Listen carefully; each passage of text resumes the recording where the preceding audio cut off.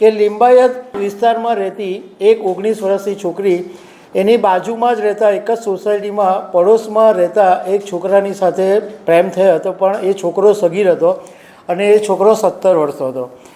બંને પ્રેમ કરતા હતા, પરંતુ ઘરના લોકો માનતા નહોતા, એટલે આખરે 19 વર્ષની જે છોકરી છે એ 17 વર્ષના છોકરાને ભગાડીને લઈ ગઈ હતી। નમસ્કાર।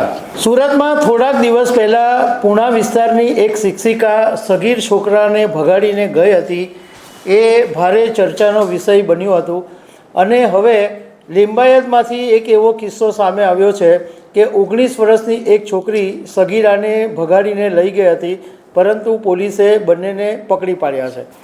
તો આના વિશે તમારી સાથે વાત કરીશ। મારું નામ રાજેશ શાહ છે અને તમે જોઈ રહ્યા છો ગુજરાતના સૌથી મોટા ડિજિટલ ન્યૂઝ પ્લેટફોર્મ ખબર છે.com।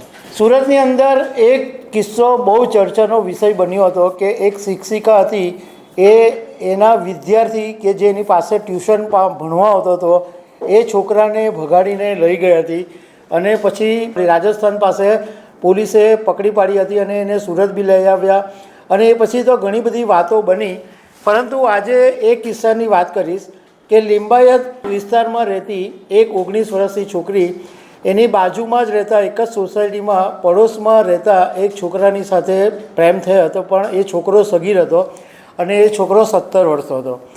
બંને પ્રેમ કરતા હતા, પરંતુ ઘરના લોકો માનતા નહોતા, એટલે આખરે 19 વર્ષની જે છોકરી છે એ 17 વર્ષના છોકરાને ભગાડીને લઈ ગઈ હતી અને સગીરનો જે માતા પિતા છે એમણે પોલીસની અંદર ફરિયાદ પણ નોંધાવી હતી। આ બાબતે અમે લિંબાયત પોલીસ સ્ટેશનના PSI કેવી ઝાલા સાથે વાત કરી। કેવી ઝાલા આ કેસની તપાસ કરી રહ્યા છે।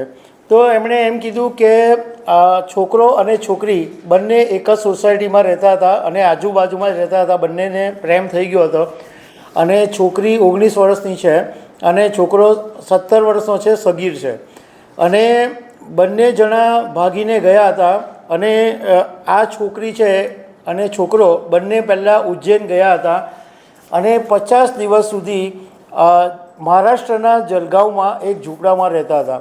ઝાલા સાહેબે કીધું કે અમને જ્યારે માહિતી મળી અને અમે તપાસ કરી તો ત્યાં આગળ ઝૂંપડામાંથી બંને મળી આવ્યા હતા અને અમે બંનેને લઈ આવ્યા છે।